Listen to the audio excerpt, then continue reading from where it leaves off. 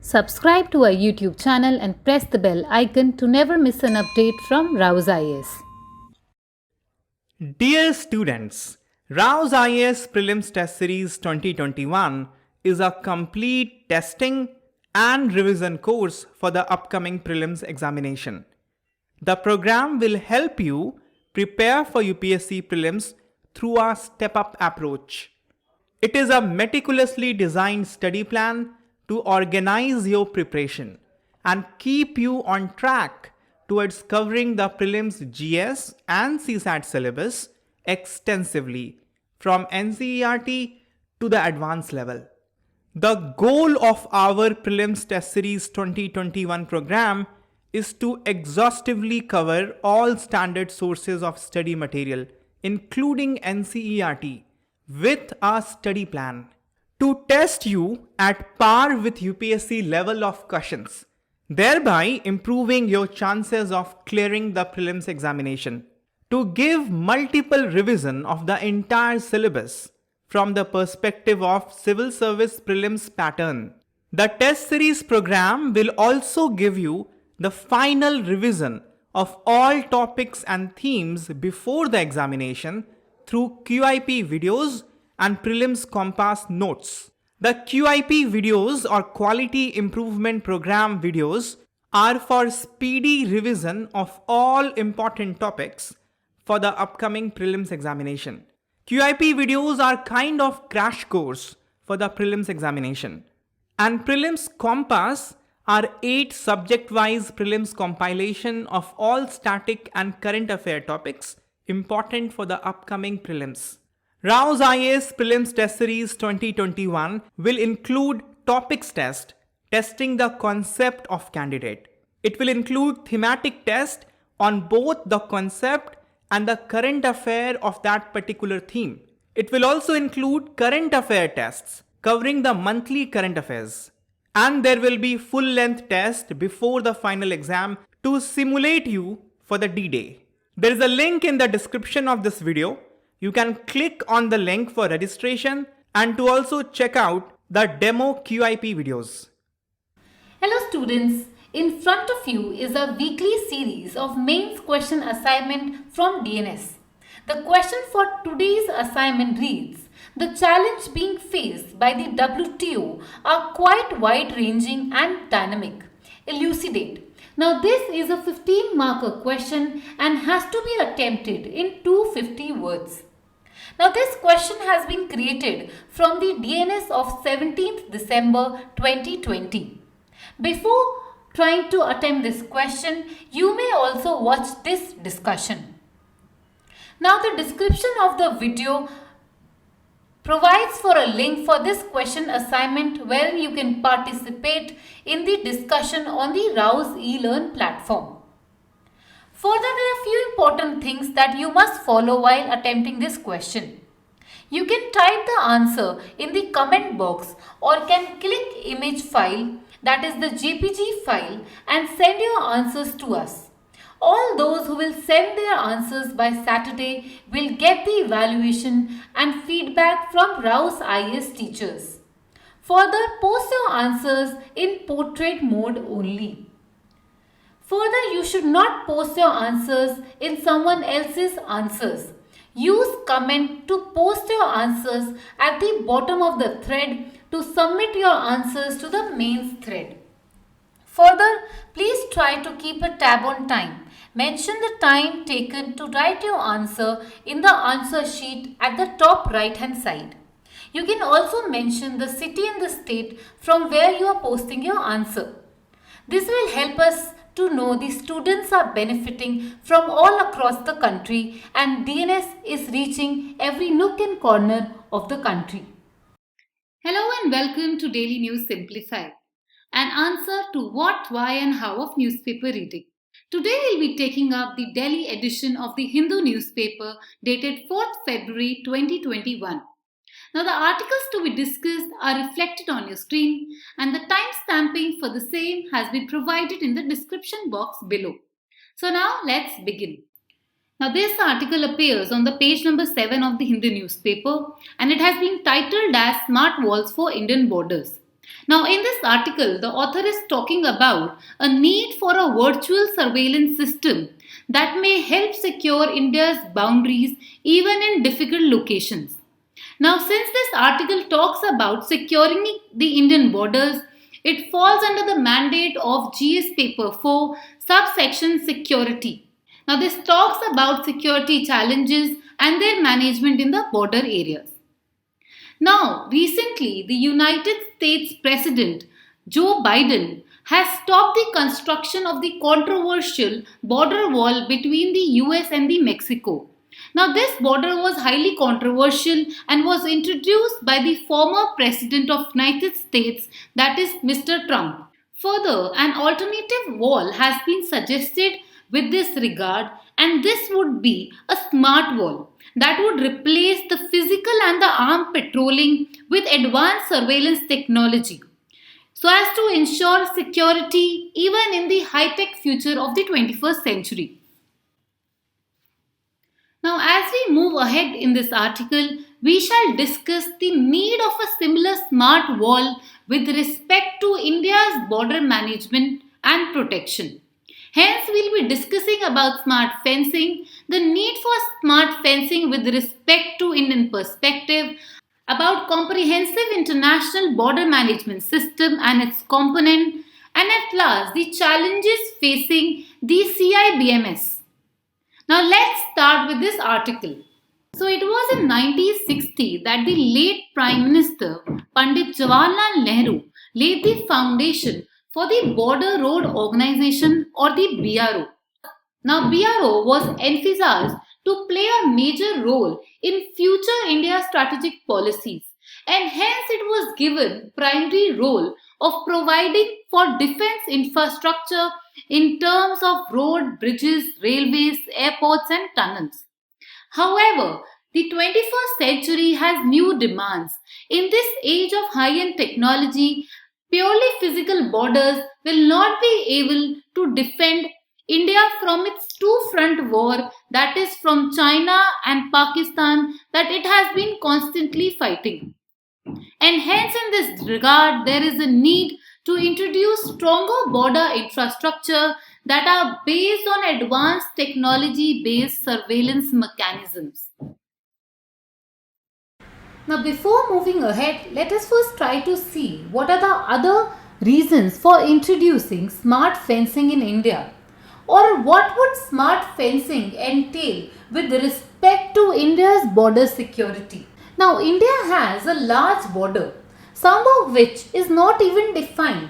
Further, some of which is a porous border as in case of Nepal. Further, certain border regions are very rugged and have difficult terrain, including the riverine region wherein a river is passing through the international border, because of which accurately borders cannot be defined or cannot be defended in a proper manner, as is seen in this diagram. Now, as official sources suggest, India enjoys a long border of 15,000 kilometers with a coastline of as much as 7,500 kilometers. Further, India shares international border with lot of countries starting from Pakistan, Afghanistan, China, Nepal, Myanmar and Bangladesh. Now here please pause and think for a moment which of the international borders with which of the country is longest. I hope many of you were able to answer this question. If not, no worries. Please make a note of this table. It is the Bangladesh with which India has its longest border, that is 4,000 kilometers. Further, with Afghanistan, it is the smallest, that is 106 kilometers. This is very important from the prelims point of view. You can any day get a question with respect to this data. Now moving on to the next point. Now another important reason for introduction of smart borders, as suggested by author, is that it forms for a cost-effective solution. Clearly, physically fencing the 15,000 kilometer long border is a very expensive solution. Technology in this regard provides for a cost-effective solution. Further, author suggests that smart fencing of borders is not only cost-effective but is also less damaging to the environment. Now here you need to understand that India has such a long border. Fencing them physically would be such a pain because it would require transportation of raw material to the border regions, which are one, not well connected, second, even if they are connected, taking the products to the border region would require guzzling of lot of fuels and in turn result in lot of emission. Further, it is suggested that smart fencing would provide for a speedier deployment for again the reasons discussed previously. Further, it is suggested that as we have seen in the recent times, the physical borders have not been able to prevent infiltration. Even recently, there was a news article that suggested that Pakistan has been continuously infiltrating India's borders. BSF recently detected tunnels along the India-Pakistan border in the Jammu-Kashmir region. And this is a recent development that happened in the August of 2020 and is a recurring development that we often see in the newspaper. And hence it is suggested that the smart fencing would help overcome the problem of excessive infiltration that India has been witnessing since the partition. Further, it is suggested that the physical fences are extensively manpower intensive and would require massive manpower from the border security forces. Now, technology solutions instead are more capital intensive and do not really require manpower as such. Now, given the defense budget, providing capital intensive solutions such as the technology solutions make more sense rather than investing manpower with respect to building of physical fences across the international borders. Further, as we had discussed, India has been continuously facing two-front war by its two arch enemies, Pakistan and China, that have been attacking India's borders. Further, it is suggested that we are also witnessing new challenges such as the illegal migration, counterfeit currency and smuggling that is also happening across the physical borders. Now in front of you, this table provides you with a gist of various threats that India has been facing with respect to countries like Pakistan, China, Bangladesh, Nepal, Bhutan, Myanmar, all of which share international border with India. Further, with respect to Pakistan, the most problem is related with respect to war, insurgency and smuggling. With respect to China, India mostly faces the threat of war as seen in the case of 1962 war. With respect to Bangladesh, the border problem reflects mostly around cow smuggling and human trafficking. With respect to China, the concerns are around smuggling and human trafficking. Again, with respect to Bhutan, the concern is with respect to smuggling. And with respect to Myanmar, the concern is with respect to smuggling, insurgency and trafficking. Now let us see what solution has India introduced with respect to these border related challenges. Now smart fencing in terms of use of thermal imaging, night surveillance cameras, microwave communication, etc. will provide a quick solution towards ending the border security problem. And hence in this regard, comprehensive integrated border management system was introduced by the government of India. Now the comprehensive integrated border management system as introduced has three main components. The first component deals with high technology surveillance devices for round-the-clock resonances on the international border. This shall ensure continuous surveillance of the key international borders. Further, the second component deals with communication network. Clearly, once something is detected, it needs to be timely communicated. Hence, communication network is a must. Now, this communication shall be facilitated through fiber optic cables and satellite communication so as to ensure fast transmission of this communication data to ensure timely action. Now the third component here is command and control center.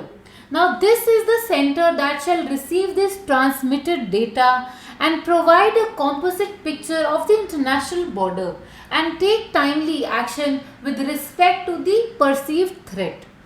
Now with respect to this comprehensive integrated border management system, another system was introduced as a sub-part of the system which is known as border electronically dominated QRT interception technique, or in short that is bold QRT. Now this is again important from the point of view of the prelims examination. But here we do not need to get under the depths of the bold QIT project. But the only thing that you need to remember here is that this project is under the CIBMS system and aims to provide technical support for the comprehensive integrated border management system. And this has in the recent years been implemented across the India-Bangladesh border in the Dhubri district of Assam. Now here in front of you is a PIB clipping dated March 2019 that talks about smart fencing being launched on the Indo-Bangladesh border. Herein the Union Home Minister launched the Project Bold QIT under the Comprehensive Integrated Border Management System on Indo-Bangladesh border at the district of Dhubri of Assam. Now this was done since it was not feasible to construct border fencing since this region is a riverine border, and hence bold QIT was used in this region given it had a challenging terrain to defend. Now let's move on to the certain challenges that this CIBMS system has been seen to be facing in the recent years. Now one of the most important challenges being faced by this system is the absence of technical and maintenance expertise, because of which this system has not been able to take off from the ground in completion. Another important problem is centralized decision making that is hampering timely and responsive implementation of the communication that is received through this channel.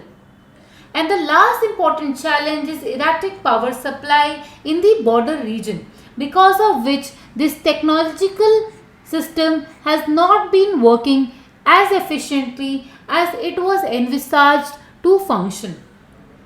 With this we come to the end of smart fencing discussion. Now India has done well to combine the physical fencing together with the technological fencing, and hence in this regard we are moving towards a system of safe borders in the coming years.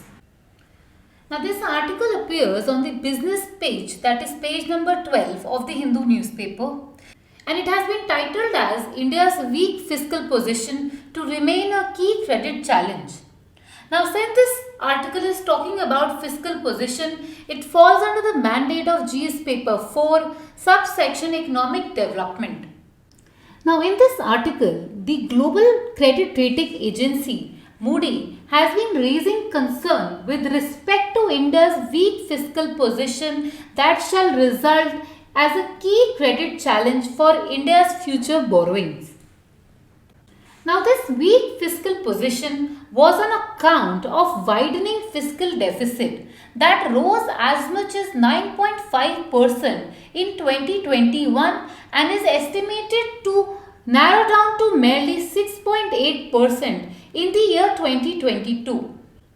Now this deficit is still higher from the point of view of this rating agency that had expected the 2021 fiscal deficit to be 7.5%, while the expectation for the 2022 expected fiscal deficit ranged around 5.5% of the GDP. Now this discrepancy in the estimation of the fiscal deficit by the government and the rating agency can be accounted to the higher expenditure support that Indian government is offering to the household and the economy for boosting the growth and development in this financial year. So now as we move ahead with this article, we shall discuss these following dimensions. That is, what are credit rating agencies and how they work. Next, we'll look into how India's credit rating has changed over a period of time. And lastly, we'll talk about the factors that determine credit rating and should India really be worried about these ratings. So now let us begin by first understanding what are these credit rating agencies. Now a credit rating agency is a private company whose purpose is to assess the liability of a borrower. Now here the assessment is done both for governments and private enterprises. Now this assessment aims to understand if these borrowers have the capacity to repay their debts. To do this, these rating agencies issue credit rating based on the credit risk of these borrowers. Now the purpose of this credit ratings as discussed is to understand and determine whether there is a realistic chance that the country or the private entity will default on its interest payments or will be able to repay its debt. Now this is the main use of these credit rating agencies, and these credit ratings have been undertaken based on the following macroeconomic parameters. The first important macroeconomic parameter here is the GDP growth rate. Second important parameter is the inflation. Third economic parameter is general government debt as a percentage of the GDP. Fourth economic parameter is cyclically adjusted primary balance as a percentage of the potential GDP. Fifth parameter talks about current account balance as a percentage of GDP. Next important parameter is about political stability of the government. Next important parameter is rule of law in the administrative area of the country. Further, it talks about investment protection, ease of doing business, short-term external debt, reserve adequacy ratio, and at last sovereign default history. Now it is based on these odd parameters that rating agencies determine ratings of a country. Further, internationally there are three main rating agencies. One is Fitch Rating Agency, Standards and Poor Global Rating Agency, and third is the Moody's Rating Agency, based on whose credit assessment this article has been based. Now let us try to look into the trend of the rating that India as a sovereign country has been receiving by these global credit rating agencies. Now in front of you is the chart depicting the ratings over the last 2 decades.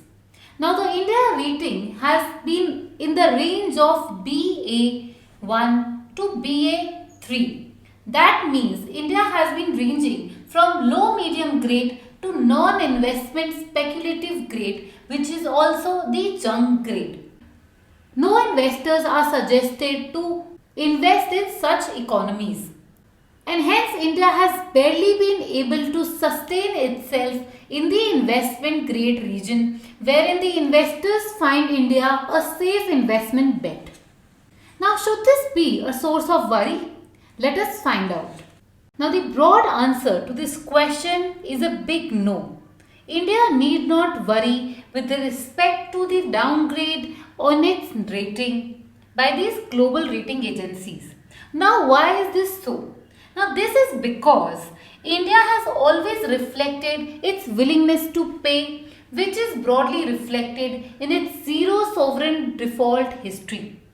Now it is suggested that credit ratings map the probability of default and therefore reflect the willingness and the ability of borrower to meet his obligation. Now this zero sovereign default history of India clearly reflects its willingness to meet its obligation towards its borrowers. Now next, it is suggested that India has a comfortable size of foreign exchange reserves, which as of January 15, 2021 stood at 584 billion US dollars, which is a huge amount of forex. Given India's total external debt, that includes both government and private debt, is not greater than the forex reserve and stands at 556 billion US dollars, which is way less than the comfortable size of forex that India presently boasts of. And thus India need not worry about these rating agencies given they do not reflect the true picture of Indian economy. Now, despite all these compelling facts and stats, it is still suggested that India is still an inexplicable outlier, to which the economic survey provides answer. Now, economic survey's findings suggest that there is bias and subjectivity in the sovereign credit rating, especially against the countries with lower ratings such as India. Now, let us try to see if any impact these downgrades have on India. Now, the impact of these ratings as suggested are minimal. For example, by far these rating agencies have not been able to give India a higher rating as we had seen earlier. But still, the major indicators such as Sensex, foreign exchange, yield of government securities have not been adversely impacted. The only thing that has been affected to a certain extent is the FPI flows, that is foreign portfolio investors. Now these investors have low understanding of the economic market of various countries and they go by the ratings by these agencies, and hence they try to choose a country with a higher rating to make their investment so as to secure these investments in the long term. And as a result of these ratings, India's FPI flow is getting damaged.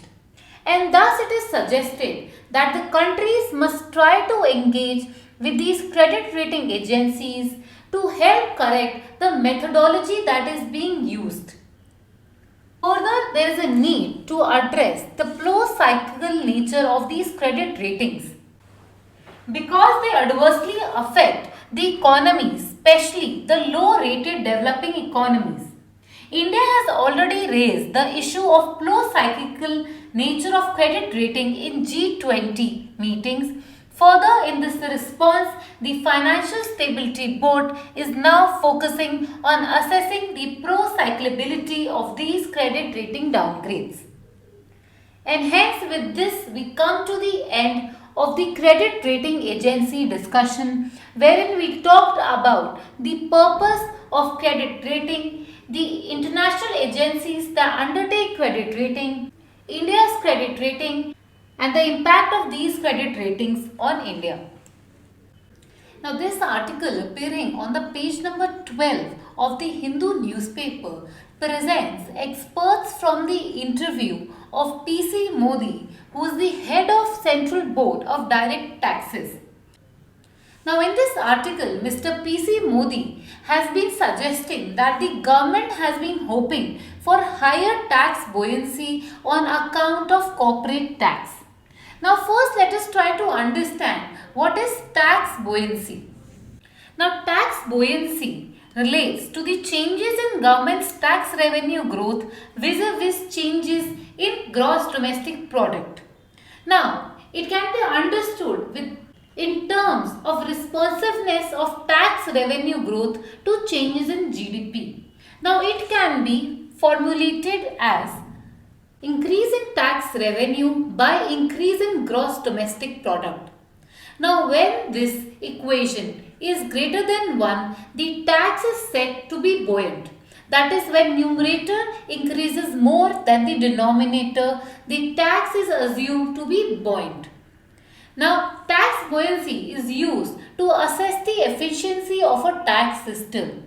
That is, when GDP increases, the tax obtained by the government should increase in equal or greater proportions. Only then the tax system of a country is considered to be buoyant.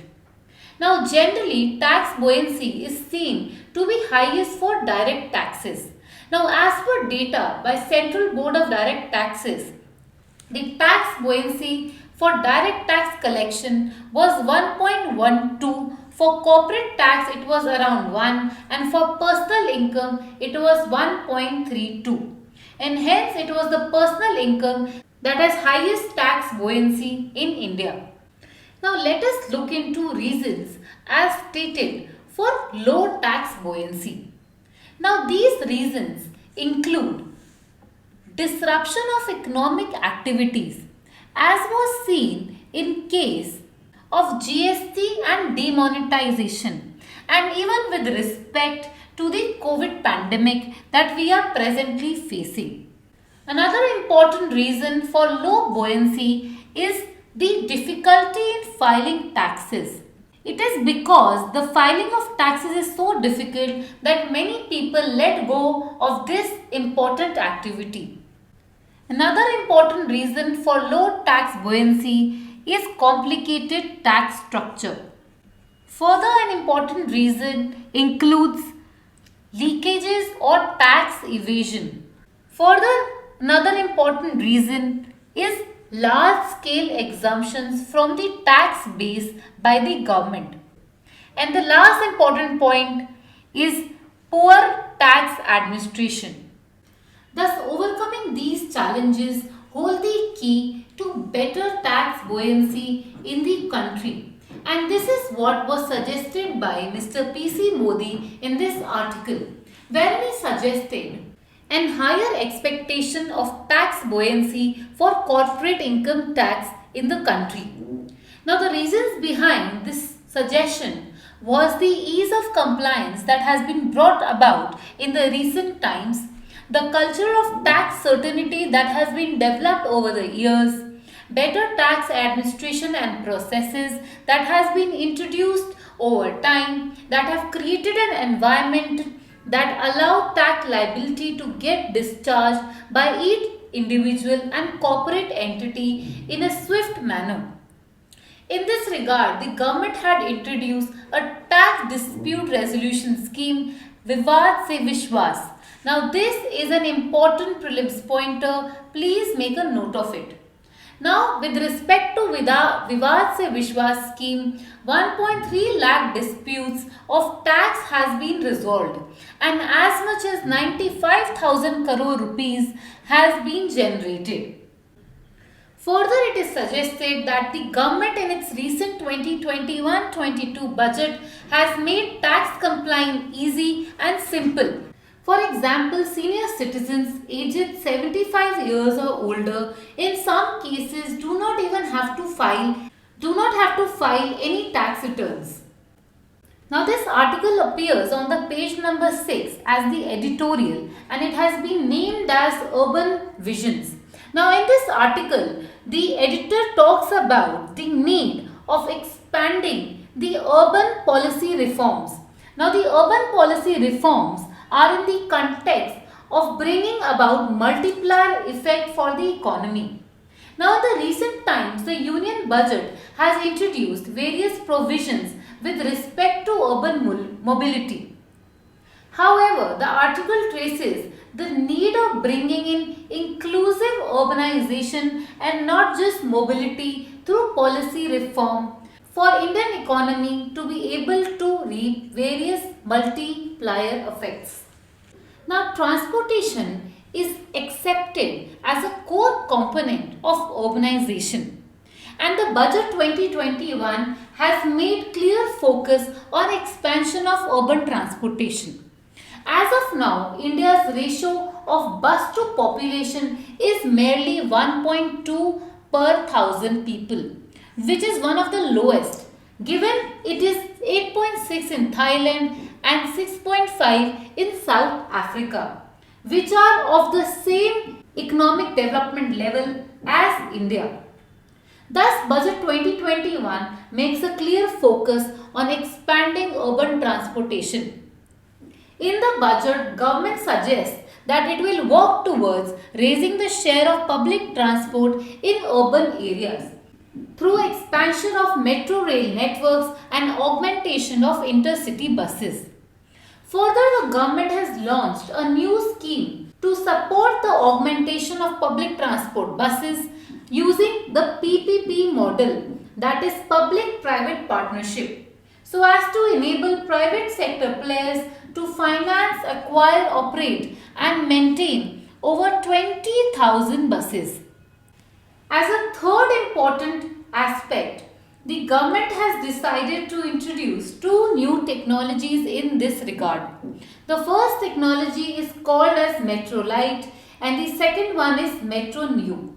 Now these will be deployed to provide metro rail system at a much lesser cost with same level of experience, convenience, safety, especially in Tier 2 and peripheral areas of Tier 1 cities. Thus, with these steps, the government aims to expand transportation in the urban areas. Now, extension of comfortable, safe and affordable commutation facilities shall have various well-recognized multiplier effects. For example, it shall help enhance employment opportunities in non-agriculture sectors. Given majority, that is 50% of India's population is engaged in agriculture, enhanced commutation and mobility facility will allow these people to migrate to non-agriculture sectors. Further enhanced mobility shall lead to enhanced access to education, health, financial services, etc., thereby helping declining poverty and improving overall quality of life. Enhanced mobility shall also have various multiplier effects with respect to the safety and security of the country.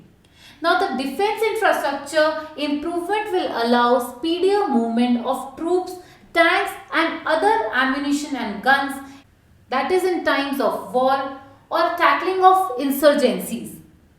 Further, better transportation shall bring about much needed national integration in the culturally diverse country such as India.